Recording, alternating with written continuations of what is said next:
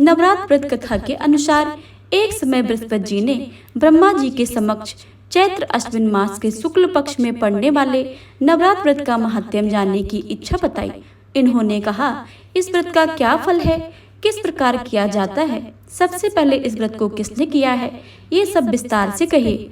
बृहस्पति जी के प्रश्नों को जवाब देते हुए ब्रह्मा जी ने कहा, हे बृहस्पति, प्राणियों की हित करने की इच्छा से तुमने बहुत अच्छा प्रश्न किया है। जो इंसान मनोहत पूर्ण करने वाले माँ दुर्गा, महादेव, सूर्य और नारायण का ध्यान करते हैं वे धन्य हैं। यह नवरात्र व्रत संपूर्ण कामनाओं को पूर्ण करने वाला है। को करने से पुत्र चाहने वाले को पुत्र, धन चाहने वालों को धन और सुख चाहने वालों को सुख मिलता है। इस व्रत को करने से रोगी मनुष्य का रोग दूर हो जाता है, घर में समृद्धि की वृद्धि हो जाती है, बंदिया और काक बंदिया को भी पुत्र की पैदा होता है, समस्त पापों से छुटकारा मिल जाता है। जो मनुष्य इस नवरात्र व्रत को नहीं करता है वह अनेक प्रकार के दुखों को भोगता है। यदि व्रत करने वाला मनुष्य सारे दिन उपवास न कर सके तो एक समय भोजन करे और इस दिन बांधवों के सहित नवरात्र व्रत की कथा का श्रवण करे। हे बृहस्पति, जिसने पहले इस महाव्रत को किया था वह कथा मैं तुम्हें सुनाता हूँ। ब्रह्मा जी बोले, प्राचीन काल में मनोहर नगर में एक पीठक नामक नगर में एक अनाथ नामक ब्राह्मण रहता था। वह भगवती दुर्गा का बड़ा ही भक्त था। उसके संपूर्ण सद्गुणों से युक्त मानो ब्रह्मा की पहली रचना हो ऐसी अर्थात सुमित नाम की अत्यंत सुंदरी कन्या उसके घर में उत्पन्न हुई। वह कन्या अपने पिता के घर में अपने सहेलियों के साथ क्रीड़ा करती हुई इस प्रकार बढ़ने लगी, जैसे शुक्ल पक्ष में चंद्रमा की कला बढ़ती है।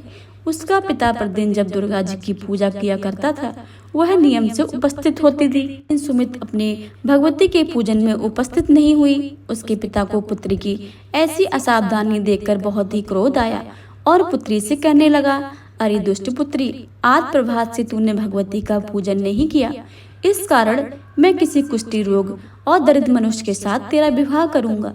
पिता की बातों को सुनकर सुमित को बड़ा दुख हुआ और पिता से कहने लगी, हे पिताजी, मैं आपकी कन्या हूँ, मैं आपके सब तरह से अधीन हूँ, जैसी आपकी इच्छा हो वैसा ही करें, चाहे राजा से, चाहे कुष्ठी से, चाहे दर्द से, जिसके साथ चाहे आप मेरा विवाह कर सकते हैं, परंतु वो होगा वही जो मेरे कर्म में लिखा है, क्योंकि कर्म करना मनुष्य के अधीन है और फल ईश्वर के अधीन है। कन्या के निर्भीकता से कहे हुए वचनों को सुनकर उस ब्राह्मण को और अधिक क्रोध आ गया। उसने अपनी कन्या का विवाह एक कुष्ठी के साथ कर दिया। अत्यंत क्रोध होकर पुत्री से कहने लगा, हे पुत्री, अपने कर्म का फल भोगो, देखे केवल भाग के भरोसे रहकर क्या करती हो। पिता के ऐसे कट वचनों को सुनकर सुमित मन में विचार करने लगी, ओह मेरा बड़ा दुर्भाग्य, जिससे मुझे ऐसा पति मिला। इस तरह अपने दुखों का विचार करती हुई वह कन्या अपने पति के साथ वन को चली गई और डरावनी कुशा युक्त उस निर्जन वन में उन्होंने वह रात बड़े कष्टों से व्यतीत की। उस गरीब बालिका की ऐसी दशा को देखकर भगवती ने पूर्व पुण्य के प्रभाव से प्रकट होकर सुमित से कहा, हे दीन ब्राह्मणी, मैं तुम पर प्रसन्न हूँ, तुम जो चाहो वरदान मांग सकती हो। भगवती दुर्गा का ऐसा वचन सुनकर ब्राह्मणी ने कहा, आप कौन हैं, वह सब मुझसे कहो। ब्राह्मणी के ऐसे वचनों को सुनकर देवी ने कहा, मैं आदिशक्ति भगवती हूँ, मैं ब्रह्मा विद्या व सरस्वती हूँ। मैं प्रसन्न होने पर प्राणियों को दुख दूर करके उनको सुख प्रदान करती हूँ। हे ब्राह्मणी, मैं तुझे तेरे पूर्व जन्म के पुण्य से प्रभाव से प्रसन्न हूँ। मैं तुम्हारे पूर्व जन्म का वृतांत सुनाती हूँ। तू पूर्व जन्म में निषाद भील की स्त्री थी और अति पतिव्रता थी।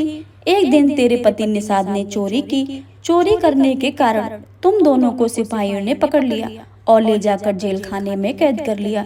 उन लोगों ने तुझको व तेरे पति को भोजन भी नहीं दिया। इस प्रकार नवरात्र के दिनों में न तुमने कुछ खाया और न जल ही पिया। इस प्रकार 9 दिन का व्रत पूर्ण हो गया। हे ब्राह्मणी, उन दिनों में जो व्रत हुआ है, इस व्रत के प्रभाव से प्रसन्न होकर मैं तुम्हें मनवांछित वर दे रही हूँ। तुम्हारी जो इच्छा हो सो मांग सकती हो। इस प्रकार दुर्गा के वचनों को सुनकर ब्राह्मणी बोली, अगर आप मुझ पर प्रसन्न हो तो हे दुर्गे, मैं आपको प्रणाम करती हूँ, कृपा करके मेरे पति का कोढ़ दूर करो। देवी ने कहा, उन दिनों जो तुमने व्रत किया था उस व्रत के एक दिन का पुण्य अपने पति को कोढ़ दूर करने के लिए अर्पण करो। उसके पुण्य से तेरे प्रपति कोढ़ से रहित सोने समान शरीर वाला हो जाएगा। कार देवी के वचनों को सुनकर वह ब्राह्मणी बहुत प्रसन्न हुई।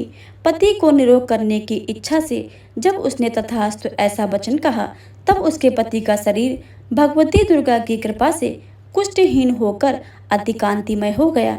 वह ब्राह्मणी पति को देखकर देवी की स्तुति करने लगे।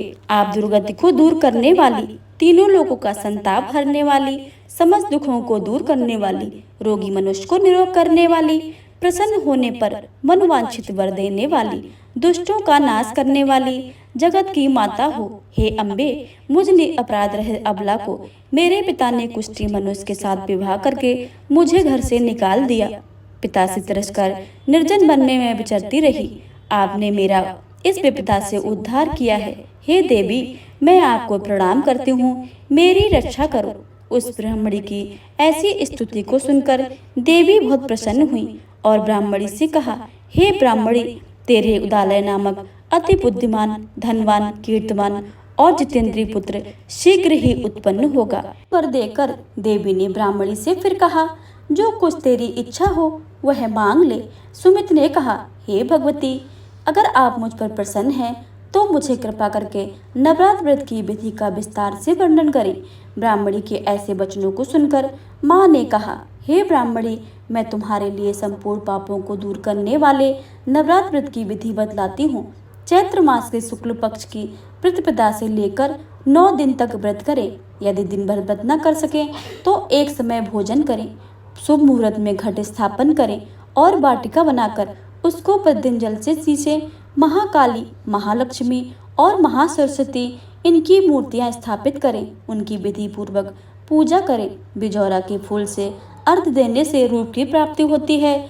जायफल से अर्घ देने से कीर्ति की प्राप्ति होती है। दाग से कार्य की सिद्धि होती है। आंवले से सुख की प्राप्ति होती है। केले से अर्घ देने से आभूषणों की प्राप्ति होती है। इस प्रकार फलों से, फूलों से अर्घ देकर व्रत समाप्त होने पर 90 दिन विधि विधान से हवन करें। खाड़, घी, गेहूं, शहद, जौ, तिल, बिल्व, नारियल, दाख और कदम सामग्रियों से हवन करें। आंवले से कीर्ति और केले से पुत्र होए। कमल से राज सम्मान और दाखों से सुख संपत्ति की प्राप्ति होती है। खाड़, घी, नारियल, शहद, जौ और तिल तथा फलों से होम करने से मनोवांछित वस्तु की प्राप्ति होती है।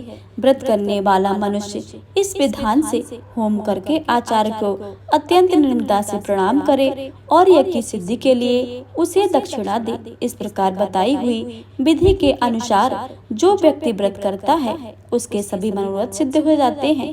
इसमें तनक भी संदेह नहीं है। इन दिनों में जो दान आदि कुछ किया जाता है उसका करोड़ों गुना फल मिलता है। इस नवरात्र व्रत करने से अश्वमेध यज्ञ का फल मिलता है।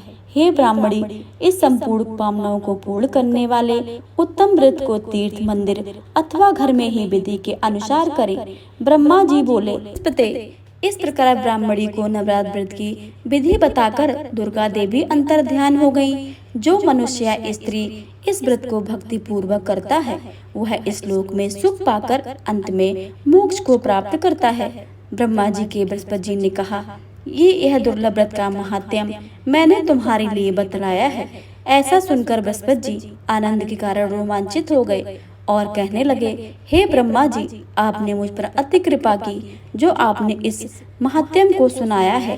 ब्रह्मा जी बोले, हे बृहस्पति, यह भगवती संपूर्ण लोगों का पालन करने वाली इस महादेवी के प्रभाव को कौन नहीं जान सकता है।